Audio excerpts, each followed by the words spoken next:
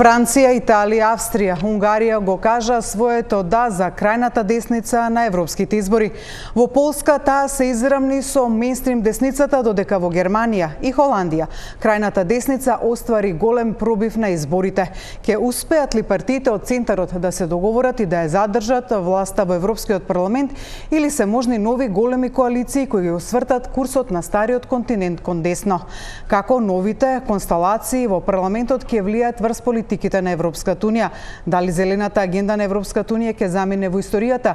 Ќе има ли промени во заедничката надворешна и безбедносна политика?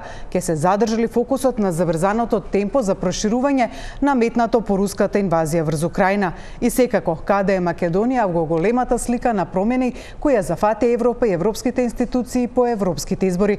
Добра вечер, јас сум Тамара Ганчаровска. Ја почнуваме анализата за европските избори кои беа одржани овој викенд, но прво да ги проследиме рекламите и потоа влегуваме во анализата.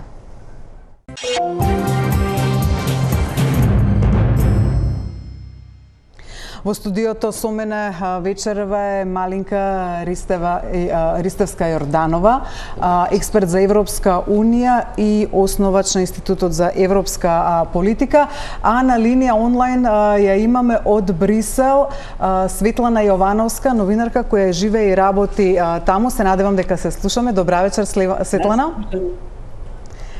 Мило ми е што ти имаме на линк токму од Брисел, каде што вчера и завчера се следеше она што се случуваше низ европските држави и се сумира резултатите, но допред да почнеме со дебатата, да го погледнеме прилогот кој го подготви колешката Марија Дивитарова Савановиќ, која токму викендов беше во Брисел и известуваше за европските избори и ги има крајните резултати. Резултатот од европските избори донесе политички земјотрес во Франција. Победата на екстремно десничарскиот национален собир го натера на радикален чекор францускиот председател Емануел Макрон да го распушти собранието и да закаже предвремени избори.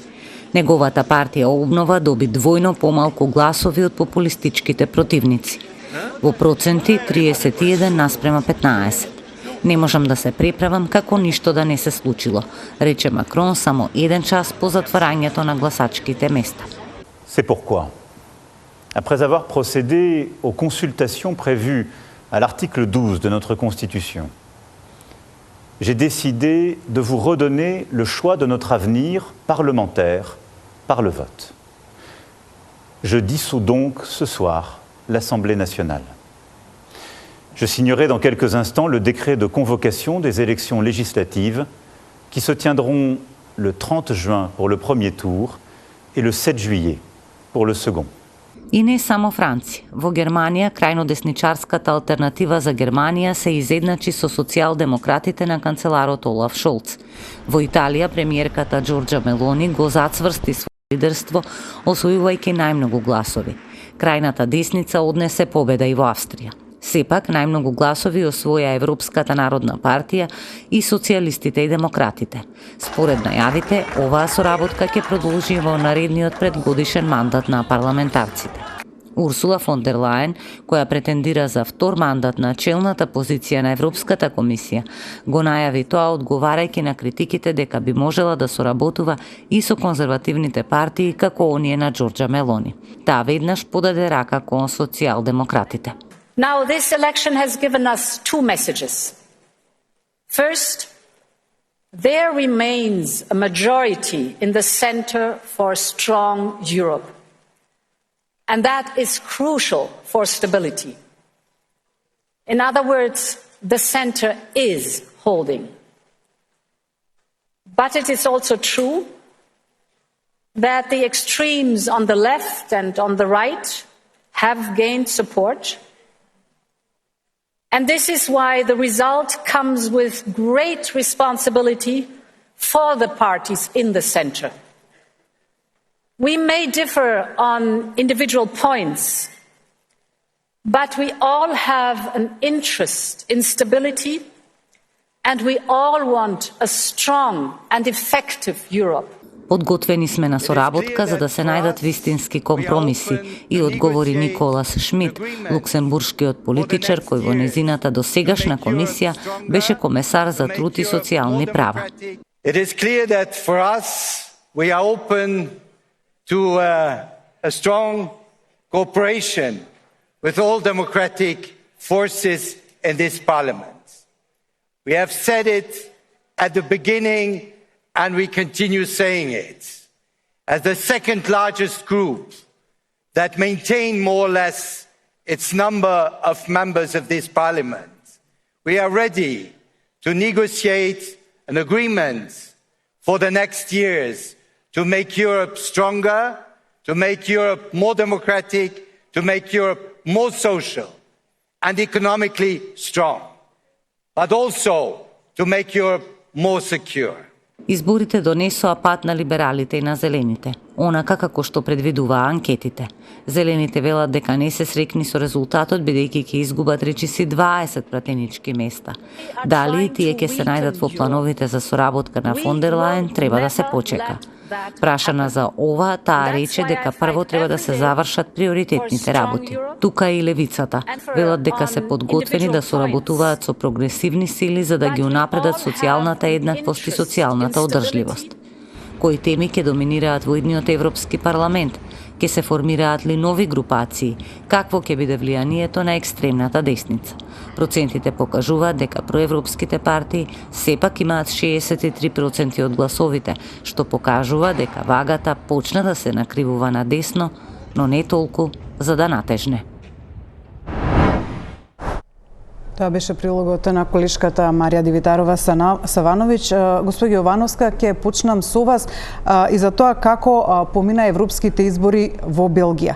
Народните партии, социјалдемократите и либералите освоија по 4 пратенички места, но крајната десница освои, конзервативната и крајната десница освои секоја по 3 пратенички места. Дали таму во подем крајната десница и дали им дише во врат на партиите од центарот? Во Белгија е ситуацијата комплексна.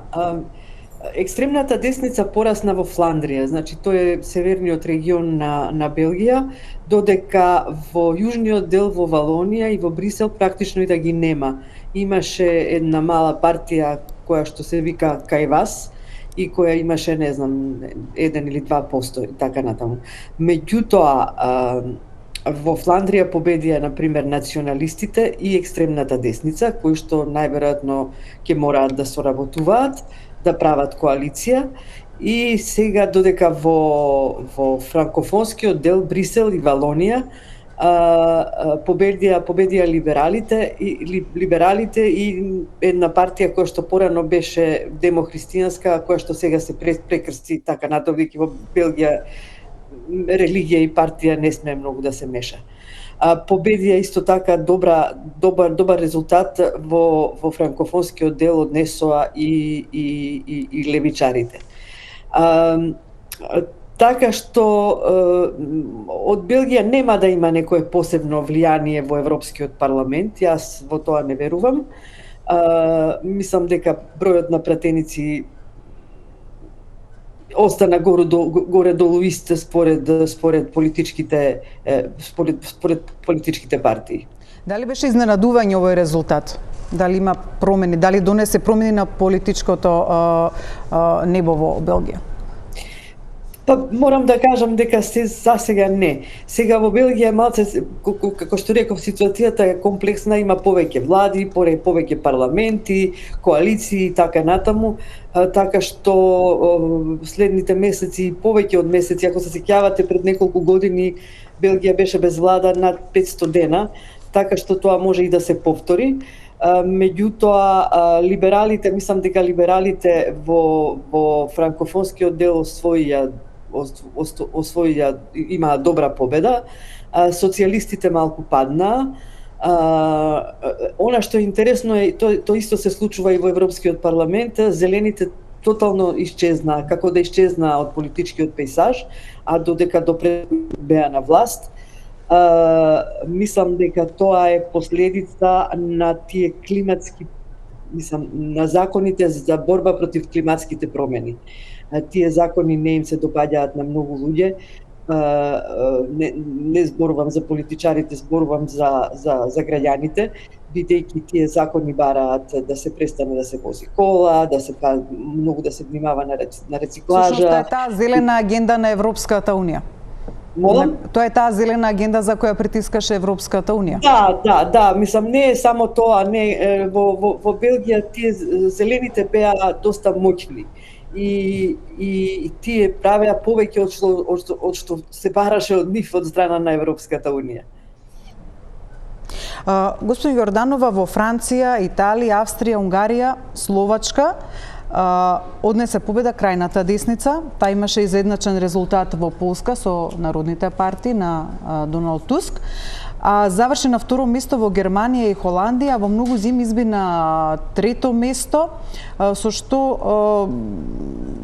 тука морам да споменам интересно, во скандинавските држави не помина така, таму социјалдемократите и зелените добија и во две од прибалтичките држави, но сепак е интересно дека крајната десница во поголемите и помокни држави во Европската унија зема голем замав. Што се случува во Европа или можеби е прашањето што и се случува на Европа? Ова е веќе прашање за една многу поширока анализа и тука кога ќе ги погледнете анализите ќе видите дека сите можни причини се наброени од економски кризи, од финансиска криза наназад, од пандемијата до кризи во идентитетот, миграцијските кризи, популизмот и така натаму до воопшто глобалната ситуација која што придонесува за таквиот развој, така што тие анализи буквално ги разгледуваат сите можни фактори. Ако гледаме малку по-конкретно, ќе видиме дека еве и да се задржиме на најголемите, на Франција и на Германија всушност им се случи најголемата промена, можеби затоа што тие носат и најголем број на пратеници, се толку значајни и толку е актуелна расправата за нив. Обично, сепак, кога се дебатира и за европските избори, прашањата се главно национални. Значи, се губи или се добива на нешто што го правите дома, а помалку на она што го правите на ниво на Европската унија, и од тука всушност излегува незадоволството од реформите дома, односно од економската ситуација можеби најмногу, пред се од растот на животните трошоци, потоа прашањето на миграцијата. И десницата беше во една ситуација да долго време не е на власт, сега доаѓа на власт на повеќе места и беше многу полесно да се гласа за неа кога се гласа против. Европските избори се шанса да се гласа против. Инаку да напоменам, Унгарија, Фидеш добива своја конкуренција со партија која што е од нејзина промениенција практично и тие успеваат да добијат дури 8, ми се чини, претенички места и се членови на Европската народна партија, така што таму има едно изненадување. Такво, значи не е само Орбановиот Фидеш веќе е неприкосновен, тој има 10, меѓутоа веќе добива конкуренција. Да, баш Иве го побарав тука барем во првичните, овие не се неофицијални, овие се уште неофицијални, но еве тука барем кај мене за Унгарија ги... Еве го, Тиса е со 7 пратеници. Да, тоа е односно со Тиса и Фидеш КДНП 1, се делови од Европската народна партија, тие се 8.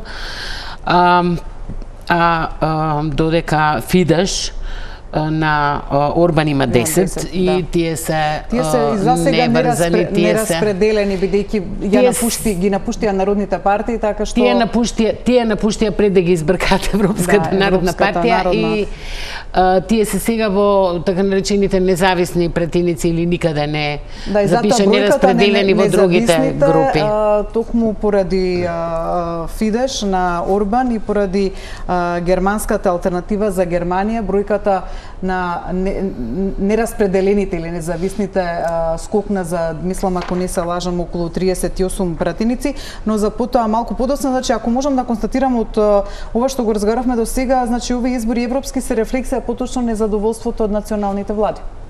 Да, најмногу ми се чини тоа. А не од европските политики. Дали може да се разграничи во ова што се случуваше, колку од европските политики, а колку од незадоволството на националните? Не може да се разграничи затоа што секогаш се прекршува преку националната политика. Колку и да се трудат да го создадат европскиот политички простор и европските избори се всушност во таа насока.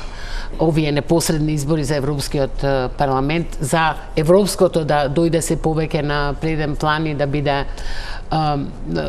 да има повеќе европски заеднички простор, меѓутоа се уште националните прашања се во преден план. Дори и ги решаваат европските избори. И ги решаваат и европските избори. Меѓутоа мора да напоменеме дека сепак постојат и глобални тенденции. Значи има светот избори оваа година и во Америка. Таму за сега се предвидуваат промени, така што е многу покомплексна ситуацијата и глобално, не само во европски рамки. Да видиме како ќе се движи во таа насока и кој ќе победи во Америка, што ќе значи многу за десницата барем во Европа, ако Трамп победи во Америка и го добие мандатот. Инаку само можеби да појасниме, значи обично кога ги зборуваат за местата во Европскиот парламент, за мандатите и сегашната проекција дека има 46 независни или ноненскри, не запишани во друга група, меѓутоа има 55 нови, други. Тие се новите кои што не се дел од овие партии што веќе не се членови на некои од групациите, туку се нови. Да, тоа се нови политички партии кои го ставиле прагот од 4% за да бидат дел. И не се членки на досегашните групации. Меѓутоа, тоа не значи дека тие нема да станат членки на некоја од групациите и тоа предизвикува одредена флуидност на цела оваа ситуација во пост избориите. Значи може да има во групите и преструктирање. За оваа бројка е 100. Ако тоа е воопшто не е занемарлива бројка, ако се гледа дека од големите, значи кои се уште не се распределени, од независните, вкупната бројка е 100 пратеници, што е... Па и да предпоставиме дека ќе останат независни половината, предпоставка. Да, 50 не е мала бројка. За немрвање. Госпожа Јовановска, најголем интерес на европските избори или промена доживеа Франција и интерес во јавноста, чиј претседател Емануел Макрон, како што случнавме и во прилогот, еден час по завршувањето на изборите излезе и го распушти собранието и распиша предвремени парламентарни избори за 2 недели, поточно на 30 јуни и 7 јули. Националниот фронт на Марин Ле Пен, главниот опонент на Макрон, го порази со 30 наспроти 13 пратенички места во Европскиот парламент или со 31,5 наспроти 14,7% освоени гласови. Потегот на Макрон некои го толкуваат како обид да го запре бранот на Ле Пен за освојување на власта. Може ли да успее во тоа и какви последици би имала Европа доколку во Франција на власт дојде Ле Пен? Ова што се случи во Франција е најголемата вест што се од вчера, од изборите. Мислам дека беше јасно дека националниот собир на Ле Пен ќе има голем пробив. Дури анкетите најавуваат 40% и не знам од кои причини, како носител на листа, Макрон стави една жена од неговата партија, за која што еве јас како гледач не успеав да откриам која е позицијата, бледа фигура и така натаму. Како и да е, тоа не придонесе да му се подобри резултатот на Макрон. И Франција вчера се наметна како тема во Брисел. Националниот собир на Марин Ле Пен и младиот председател, млад и амбициозен председател Джордан Бардела ги освоија тие 40% гласови и председателот на Франција одлучи да го распушти собранието и да организира избори. Значи, тоа не е прв пат да се случува во Франција. Откако јас пратам политика во Франција, тоа е некаде од 90-тите години, и францускиот председател Жак Ширак го направи истото, меѓутоа во други услови, затоа што на изборите, на парламентарните избори победија социјалистите, а тој, како што знаеме, Ширак беше десница, и он распиша избори за да добие мнозинство. Меѓутоа, тие избори не ги доби и мораше да живее во наредните години во коабитација со тогашниот премиер Лионел Жоспен. Овој пат, ако победи националниот собир на Ле Пен, кохабитацијата ќе биде веројатно многу поделикатна, иако може да се каже дека Макрон во изминатите 2 години носеше некои од законите со помош на групата на Ле Пен, која имаше над 88 пратеници во Националното собрание, и особено кога се работеше за теми како миграција. Во очекување на тоа кој ќе биде резултатот на тие избори, може да се случи, доколку Марин Ле Пен, додека националниот собир победи, значи тогаш дека ќе има промена во резиденцијата на премиерот и со оглед на климатоскептичноста, неголемата наклонетост на тој национален собир за Украина и за вооружување на Украина, за европската одбрана, например, како и другите екстремни десници, тие сметаат дека одбраната треба да биде национална, а не европска. Мислам дека ќе има големи промени. И во Европскиот парламент исто така, бидејќи за прв пат во својата историја, во Европскиот парламент ќе стасаат 30 представници на националниот собир, што до сега не се случило. Тоа е, значи, повеќе отколку пратениците на германската ЦДУ и ССУ. Во 2019 година имаше делегација од 25 пратеници од полскиот Правда и Право, и сето тоа ќе даде сила на Ле Пен за да преговара во корист на нивните позиции. Таа повикува одамна на обединување на групата на конзервативците ECR, која е предводена од браќата на Италија, на Джорџа Мелони, но тука веројатно ќе има промени. Мислам, тие екстремни партии ќе се обидат да се обединат за да имаат многу повеќе влијание отколку вака.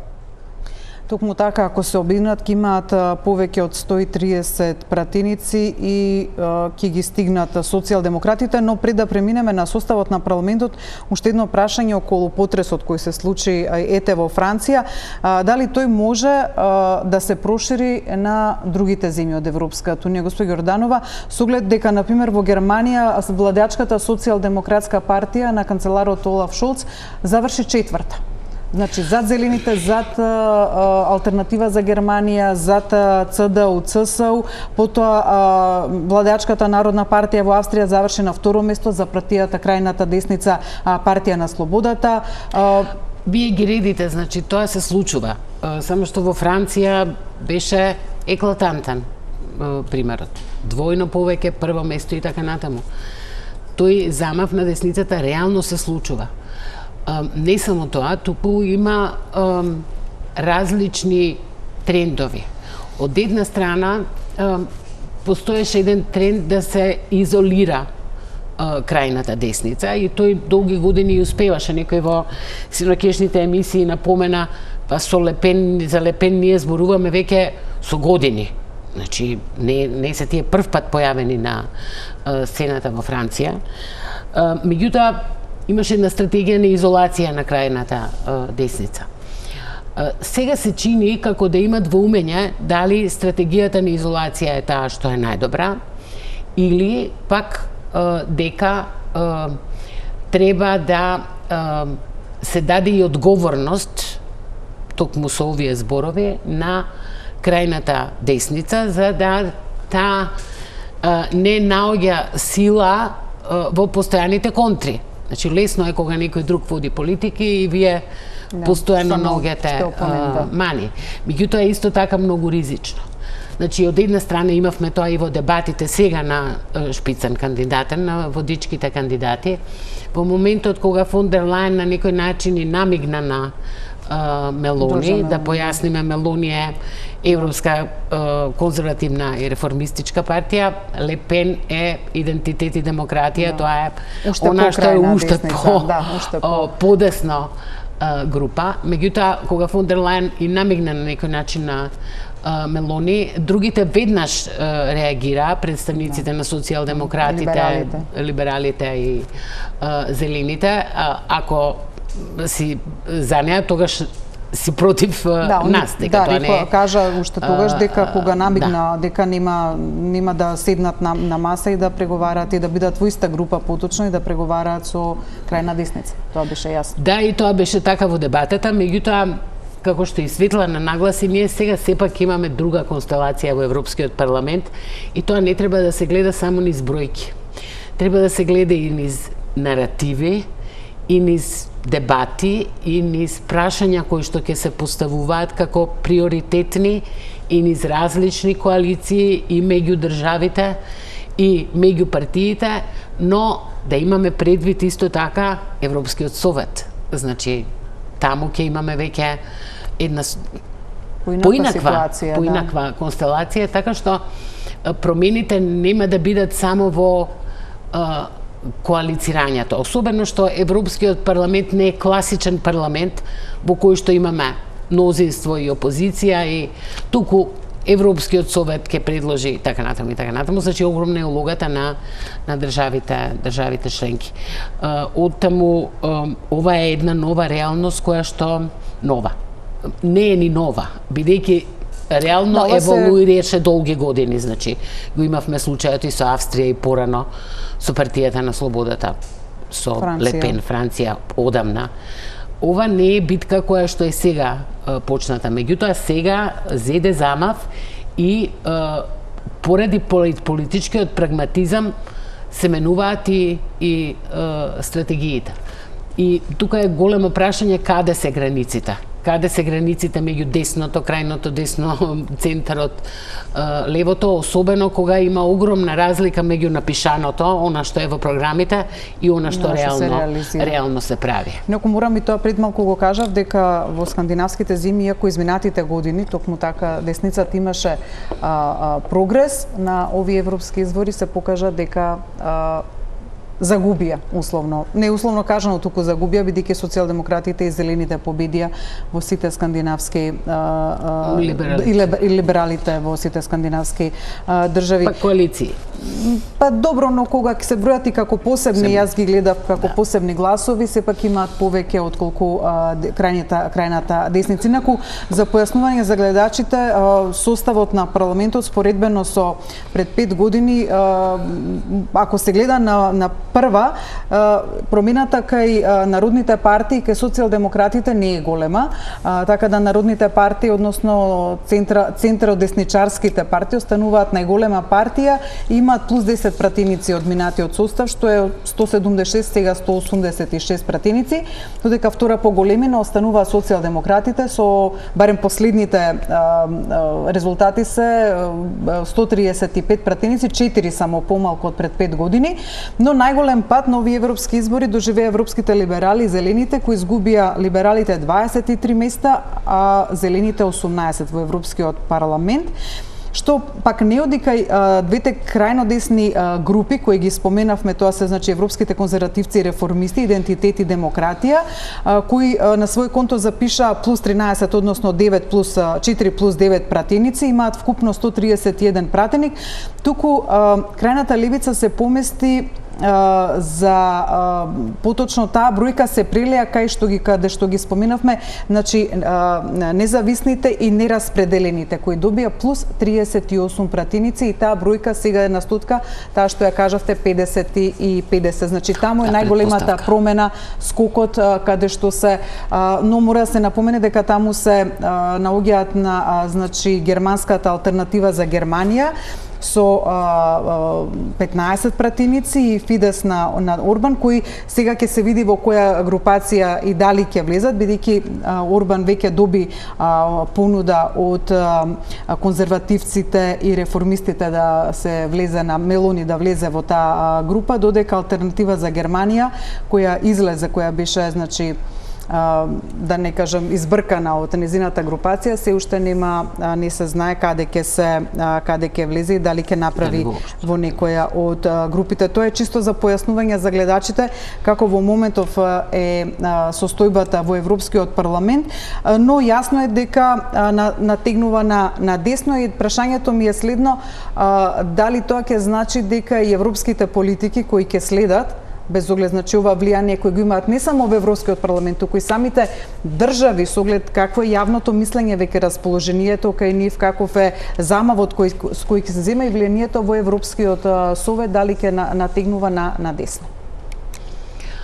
Веројатно тоа ќе има влијание. Останува неизвестно кои ќе бидат последиците на политиката на климата, која што и за фон дер Лајен, која што доаѓа од Европската народна партија, исто така беше приоритет. Потоа политиката, одбранбената политика, која што веќе ја спомнавме, чисто главен протагонист беше обнова на Европа, меѓутоа исто така ја поддржуваше сегашната председателка на Европската комисија, тоа стана практично дел од агендата. За владење на правото и човековите права сите се изјаснуваат дека ќе биде приоритет и тоа фон дер Лајен го кажа како 3 услови за соработка. Значи треба тие партии со кои што и сметаат за кои што одат напред, кои се прогресивни и со кои што би соработувале, треба да бидат проевропски, проукраински и про владење на правото. И ретко кој кажува ние не сме такви, нели? Но на дело? Но на дело сепак ќе има промени на политиките, велам особено во овој дел кај климатските промени, па веројатно и кај владење на правото и кај социјалните политики и така натаму. Дали ќе има префрлање на ингеренциите, бидејќи крајната десница многу се залага за повеќе национално отколку заедничко европско? Значи ставот кон реформите е различен кај политичките групации и со оглед на тоа што и проширувањето се ставаше во контекст заедно со реформите, интересно и за нас да го анализираме тоа прашање. Меѓутоа, овде има големи разлики, бидејќи главно кон федерализмот, кон продлабочување на интеграцијата, најмногу инсистира либералите и зелените, кои што и најмногу практично изгубија на овие избори, а кон помалку предавање на ингеренциите и помали реформи, ако воопшто реформи, е секако групата на конзервативците и реформистите, Мелони, а уште помалку идентитети демократија. Идентитет и демократија дури не излегува со програма, манифесто за овие избори, сметајќи дека националните политики се клучни. Така што непобитно е дека ќе има влијание. Значи, да, оној центар е задржан, го има тоа јадро кое што ќе овозможи да се повтори, ако се повтори истата коалиција. Меѓутоа, не може да нема влијание ваква промена во составот на пратениците, а и таква промена на национално ниво. Господин Јовановска, Урсула фон дер Лајен, досегашната председателка на Европската комисија, сега е моментов шпицен кандидат на Европските народни партии за втор мандат. Известно е, бидејќи народните партии се најбројни, известно е дека таа ќе добие втор мандат како начело на Европската комисија, но пред месец и половина тоа веќе го споменавме, таа намигна кон конзервативците, поточно кон реформистите и конзервативците и реформистите на Мелони, но вчера откако заврши изборите, таа изјави дека сепак прво поддршка за повторно да биде избрана ќе побара од социјалистите и либералите. Како може да се толкува ова, да го наречеме, ретерирање на фон дер Лајен? Според мене, борбата на фон дер Лајен да остане на првото, на највисоката функција во Европската комисија не е завршена. На хартија работите се во нејзин прилог, таа има околу нешто под 400, 360, 400 пратеници кои би требало да гласаат за неа, меѓутоа не треба да се заборави дека тоа гласање е тајно. Но која ќе биде исто така оценката на лидерите на најважните земји е отворено прашање. Макрон, ако се сеќаваме, беше еден вид нејзин покровител, ако можам така да се изразам, кога беше таа назначена пред 5 години, но пред 2 месеци од прилика на Макрон беше поставено прашањето дали ќе ја поддржи фон дер Лајен за втор мандат, но неговиот одговор не беше многу прецизен и беше дури во насока на сериозно колебање, во насока дека не е направено тоа што од неа се очекувало. Според мен една од причините е тоа што таа покажа голема поддршка за Израел по 7 октомври, по терористичкиот напад на Хамас во период кога немаше согласност на земјите членки за такво нејзино патување во Израел, ниту па имаше, па и денеска нема заеднички став всушност на земјите на Европската унија околу тој голем проблем. Така што таа излезе од нејзините надлежности и сега треба да се види дали тој погрешен чек би беше простен. Но во најголемите групи, значи ПП, ИПП, социјалистите и либералите, ветуваат дека ќе ја поддржат. Тие треба да се состанат на крајот на јуни, а фон дер Лајен треба да ја презентира својата програма на 18 јуни и потоа следи процес кој ќе потрае неколку месеци, но во сите групи има дисиденти кои не би гласале онака како што викаат лидерите и како што реков, тоа гласање за низината номинација е тајно. Минатиот пат таа помина со само 10 гласа плюс од тоа што беше потребно, што значи дека јас мислам дека таа има за што да се секира. Иако вчерашната слика од Европскиот парламент со изјавата на Манфред Вебер и така натаму даде впечаток дека таа работа е завршена. И сега и зелените би можеле да гласаат за фон дер Лајен, но ИПП не ги сака зелените поради тоа што ИПП не сака сојуз со зелените поради нивната преголема посветеност на климатските промени. И самиот факт што Макрон е во изборна кампања, сето тоа ги брка сметките на фон дер Лајен. Во Франција, дома кај Макрон, екстремната десница ќе направи се за да влезе во премиерската резиденција, како што реков, но тука не е само председател на Европската комисија, тука ќе има, како што знаеме, како што е секои 5 години се случува, ќе има пазарење околу и другите функции, како председател на Советот, председател на комесарот за надворешни работи, председател на Европската комисија и така натаму. И како што беше забележано, мислам дека Малинка рече дека ситуацијата на Олаф Шолц не е баш многу стабилна откако тој ги загуби европските избори и можеби тој како социјалист нема да ја даде поддршка на фон дер Лајен која доаѓа од редовите на демохристијаните. Дали пак тоа ќе принуди Народната партија или фон дер Лейн да побара поддршка и од десничарите, барем од она крајна десница, поблага крајна десница на Мелони?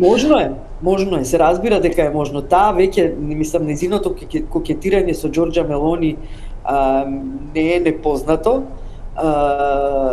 Таа ги обиколуваше земјите Африка и така натаму во потрага по места каде што можат да се пратат мигрантите, им даваше големи пари заедно со Мелони и со тогашниот премиер на Холандија Марк Руте, и сите тие работи не беа баш добро видени ни од граѓаните, а и од некои од европските лидери. Но ако го имаме противењето на либералите и социјалистите, тогаш е тоа некаков шах-мат или мат позиција за фон дер Лајен. Може да ги добие едните, но да ги загуби другите, или мора да биде многу умешна за да ги добие и двете страни? Точно така, да, затоа што, например, да, она за зелените, они би можеле да гласаат за неа, тие се Демократска партија, така натаму, но односите со ИПП се заладија, откако ИПП одлучи да не ги гласа законите законите од Зелениот пакт, како законот за обнова на природата, законот за амбалажа и така натаму, и сега мислам дека висат уште 20 на закони кои што треба да се усвојуваат, и тука зелените се за, меѓутоа демохристијаните воопшто не е сигурно дали ќе бидат за, со оглед на тоа што голем дел од нивното гласачко тело не се согласува со тие закони чинат многу, тие поведуваат рестрикции во повеќе области и така натаму, и тоа за граѓаните не е баш многу пријатна ситуација, особено во моменти на криза. А и за бизнисите не е така што ќе остане зелената агенда очигледно за историја?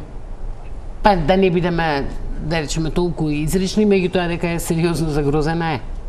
Бидејќи таа беше основата на политиката на Европската комисија во изминатите 5 години, така и беше промовирана, Green Deal, логото беше дури така зелено за по 5 години, очигледно да се сменат работите.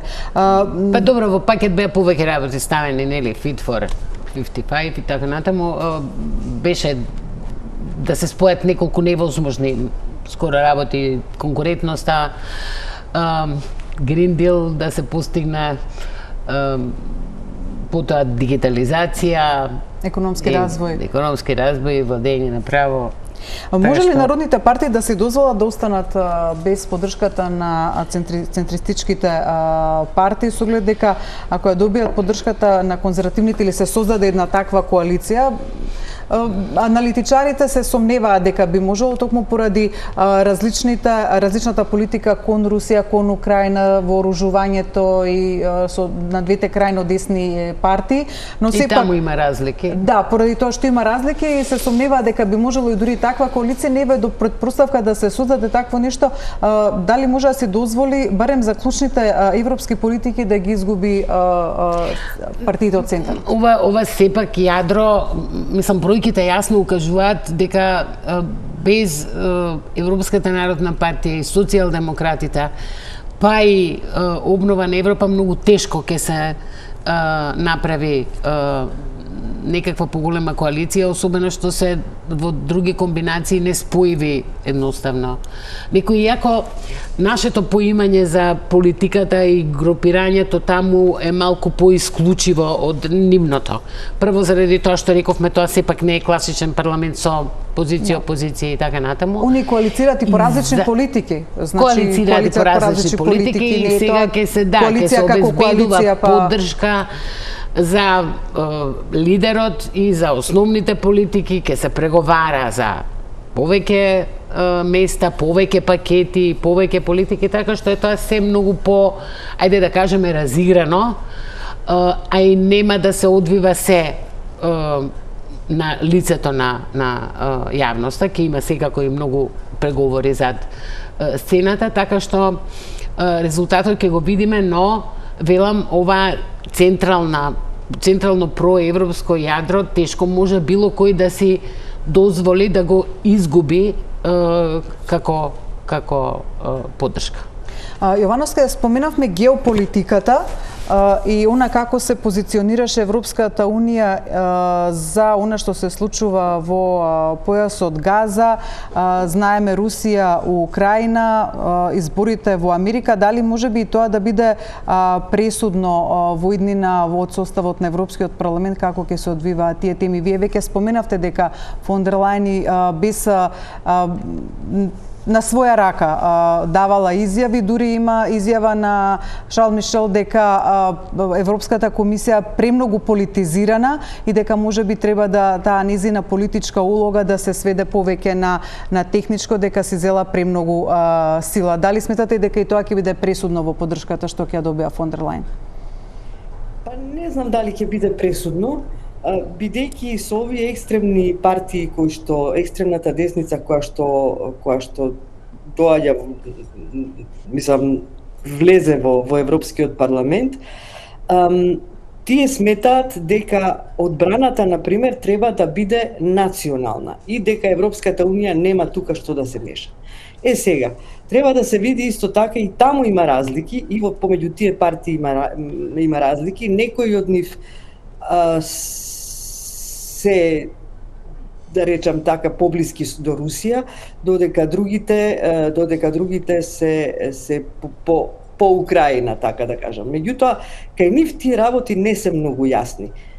Освен Мелони која што отворено изјави кога дојде на власт дека ќе помага на Украина и дека ги прекина сите врски со Русија, другите не се толку јасни. Сега што се однесува до фон дер Лајен и мислам дека она, освен овој излет, да речеме, што го направи во Израел после 7 октомври, не знам со која беше идејата тоа да го направи. Мислам дека таа се води главно од лидерите на Европската унија. И мислам дека во тој поглед, ако добро се сеќавам, нема направено некои големи, како да кажам, расчекори. Така што да, мислам дека тоа нема да има големо влијание кај неа. Таа се залага, како што знаеме, за поддршка на Украина, се залагаат и Макрон, и Шолц и така натаму, и другите лидери европски, така што не верувам дека тука ќе има некаков проблем. Тука ќе направиме пауза за реклами, потоа одиме во завршницата и секако за политиката на проширување и дали таа ќе доживее промени по ваквите промени во Европскиот парламент.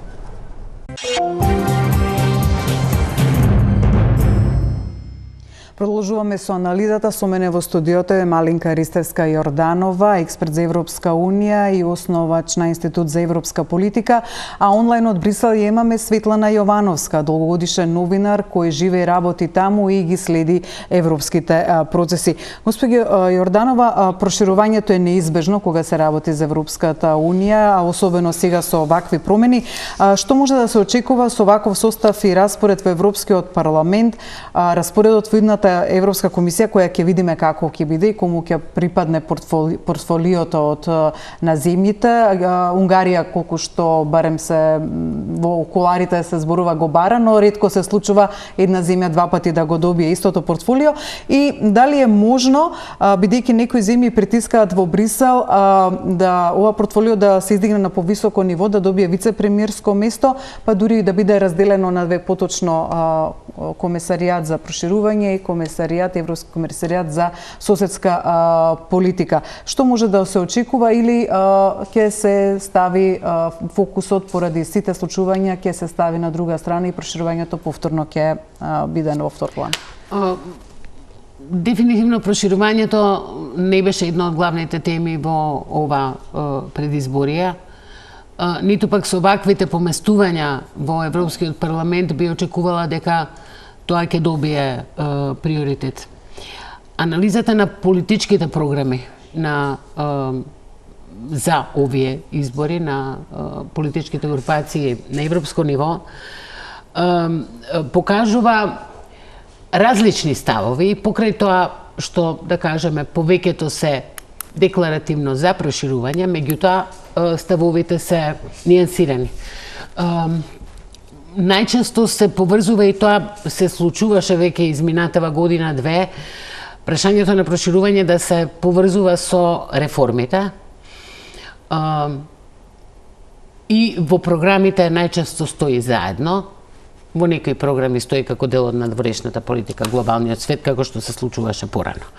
Но, ако ја земеме, например, Европската народна партија, таа е доста воздржана во однос на реформите во ЕУ, ако е за реформи во ЕУ, и вели дека ќе се залага во текот на следниот мандат да почне конвенција за промена на договорите, меѓутоа тоа не е временски поставено строго. Таму се напоменува, не сакаме да биде бесконечен процес проширувањето, значи веднаш како да ја ишкаме мувата од капата, бидејќи веќе е бесконечен процес, па препорачуваат и меѓувремени чекори, тоа се оние кои што одложуваат. И одговорноста за процесот се става на кандидатите. Дека тие зависно од реформите, ништо ново, и се декларира еднаков третман. Малте не сите, скоро сите декларираат еднаков третман, но она што ние видовме од еднаквиот третман е практично дека немаше еднаков третман, и сите скоро декларираат владење на правото на прво место, меѓутоа исто така видовме дека тоа не беше секогаш на прво место. Меѓутоа, ке Европската народна партија единствено кај нив, меѓу тие минимум предуслови за проширување покрај демократија, владење на правото и човекови права, се споменува дека добрососедските односи со држави членки на ЕУ се исто така минимум предуслови за проширување. И овде е очигледно дека Неа демократија и ГЕРБ на Радев, кои што се членки на Европската народна партија, имале свое влијание. И ова е еден, да кажеме, нешто што не е ново, тоа си постојано си беше таму во оваа партија, меѓутоа сега е и напишано. За разлика од нив, социјалдемократите ветуваат некакви ефективни реформи, меѓутоа таргетирани. И посебно споменуваат најпрвин проширување со Западниот Балкан. Не сите во пакет. И тоа таргетирани реформи значи дека практично може и со помало, да кажеме, забраздување во длабочината на реформите да се оди на проширување кон Западниот Балкан, барем на ниво на програма. Зелените се про проширувањето, дури тие ветуваат дека ќе работат на укинување на ветото во Советот, што сега го спречува пристапувањето. Сега нормално тие слабеат и поддршката од нив за ова ќе биде помала. Либералите најцврсто поврзуваат проширување со реформи и тие беа за длабоки реформи. Меѓутоа, кај конзервативците тие имаат една формулација во која што него, овде зборувам за Народната партијата на конзервативци и реформисти, на Мелони, тие него отфрлаат, велат ќе го земеме преди проширувањето со стратешки важни земји, меѓутоа тоа не смее да биде мотив за продлабочување на ЕУ и на нејзините надлежности. А самото проширување носи сепак големи промени во ЕУ, така што овде има една контрадикција. Тие се за помалку, но подобра ЕУ, тоа им е нивната платформа, и велат не се за да се прошири принципот на квалификувано мнозинство, и тоа е еден од клучните проблеми, ако таму нема промени, како ќе се оди кон проширување, особено во целиот пакет со Украина и така натаму. Доколку се оние таргетирани реформи, тоа е веќе нешто друго. Левица исто за проширување, реков, партија за идентитет и демократија е категорично против проширување. Така што ние имаме декларативно еден став про проширување, но исто така многу разлики во самите политики, во ставовите, и факт е дека, барем проценка на оние што повеќе се занимаваат со овие прашања, дека ова нема да биде приоритетно прашање сега, имајќи ги предвид сите овие други, еве да не ги наречеме тектонски промени, меѓутоа значајни промени кои што се случуваат на политичко ниво во Унијата. Госпожа Јовановска, дали тоа што, еве, можно е фон дер Лајен повторно да застане чело на Европската комисија, би било добро за Македонија, за регионот и за проширувањето, со оглед дека таа, особено изминатата година, 2 години после инвазијата на Русија врз Украина, го стави акцентот токму на проширувањето и знаеме што се случи и со Украина, и со Молдавија, и со Грузија, и како се тоа забрзано одеше. Покрај нив, нели, се бутка и земјите од Западниот Балкан, како Босна и Херцеговина, Косово. Дали може би тоа ќе биде позитивниот импулс за регионот? Па јас не знам дали фон дер Лајен има тука нешто специјално, затоа што тие одлуки беа донесени од како почна инвазијата на Русија врз Украина. Проблем е тоа што во текот на целата оваа кампања, мислам дека во ниту една земја проширувањето не беше спомнато воопшто, како да не постои, како политика, како проблем и така натаму. Значи, тоа е веќе самото по себе не е добра најава. Европската Унија, многу лидери, како Макрон, например, велат дека треба да се направи реформа на Европската Унија за да може да се влезе во проширување. Сега за сега не гледаме импулс или кратко речено нема муабет за реформа. Добро, ќе речеме дека сега сме во кампања, само што завршија изборите, допрва треба тие работи да се средаат, да се формираат групи, да се именуваат челници и така натаму, и тоа може да трае уште до крајот на оваа година, така што тоа ќе го видиме подоцна некаде на почетокот на 2025 година. Меѓутоа, факт е дека има многу политички групи кои што не се за проширување. Не е тоа само екстремната десница. Екстремната десница се плаши од миграција, се плаши од небезбедност, дали преку Балканот или не знам преку кои земји кој можел да влезе и така натаму. Кај левицата прашањето е друго. Тие не сакаат проширување затоа што сметаат дека проширувањето носи социјален дампинг, што не е тешко да се заклучи, бидејќи кај нас, например, или во Украина просечната плата е 250-300 евра, додека во Франција, Холандија е околу 2000. И тие сметаат дека земјите треба да напреднат прво и после тоа може да се оди во проширување. Сега, со сето тоа, јас мислам дека Украина и Молдавија ќе добијат преговори сега во јуни, на следниот самит. Во секој случај нешто што ќе личи на преговори, ќе го почнат техничкиот дел, меѓутоа како што ни е нас добро познато, техничкиот дел не значи дека преговорите стварно напредуваат. И целиот тој домен е во обвиен според мене во неизвестност.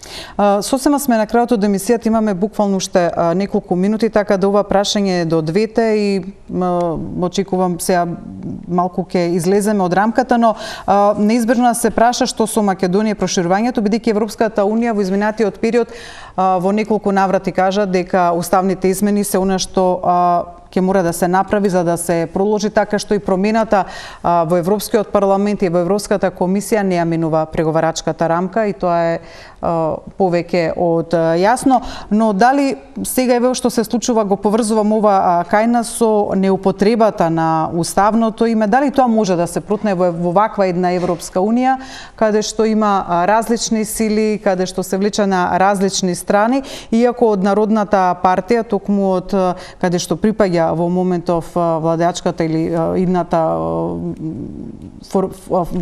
партија ВМРО-ДПМН која формира владата, напоменува дека договорот од Преспа мора да се почитува и употребата на уставното име, дека тоа е се друго е неприфатливо за Европската Унија. Што може Македонија конкретно да очекува во ваква констелација за своето проширување, освен да ги спроведе уставните измени?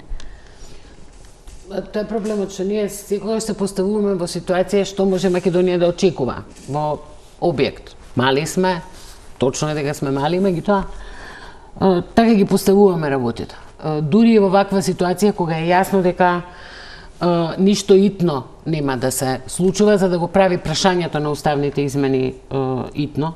Мојот став е веќе познат во однос на уставните измени, повеќе пати сум доаѓала тука и мислам дека сега апсолутно не е сакам да го ставам во моменталната констелација. Токму во оваа констелација мислам дека тоа не е воопшто прашање на брзање и на итност и дека е апсолутно потребна изградба на една државна стратегија, за тоа има време, што воопшто не значи дека треба ние да се олабавиме или да не работиме, апсолутно е потребно тука поставување стратешко во однос на надворешната политика, во однос на проценка на сите овие моменти кои што ги кажавме и секако многу други. Но во никој случај не е време за никакво брзање и присилување или малодушност. Напротив, би рекла дека е токму спротивното.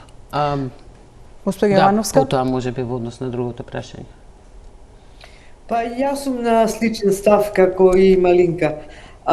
Мислам дека времето за брзање помина и тоа време не го искористивме со СДС на власт кои што инсистираа на тоа да се усвојат уставните измени и така натаму со надеж дека тоа ќе ги одблокира, веројатно ќе ги одблокираше преговорите, меѓутоа тоа не се случи и сега пред нас имаме време.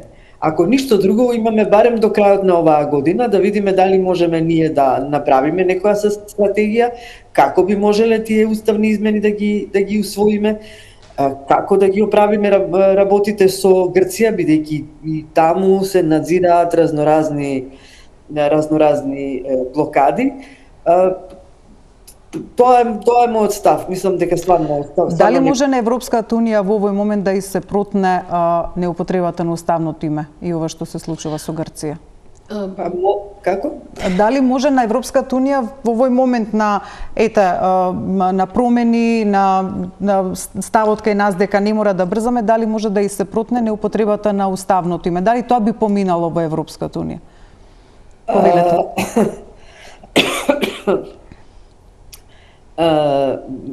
Сега јас тоа мислам дали би се дозволила такво нешто со оглед дека ќе продолжи да инсистира на употребата на уставното име, се разбира. Бидејќи во еден од како да кажам од главните лидери во ИПП е Мицотакис. Така што од тоа не може да се избега и тој проблем ќе мора да се реши. Како што ќе мора да се реши и проблемот со уставните измени, меѓутоа дали тука има место за мислам дека за уставното име нема многу простор за преговори. Меѓутоа за уставните измени мислам дека има малку простор за преговори со Бугарија. Околу тоа, например, кога да се усвојат, како да се усвојат, кога да стапат на сила и така натаму.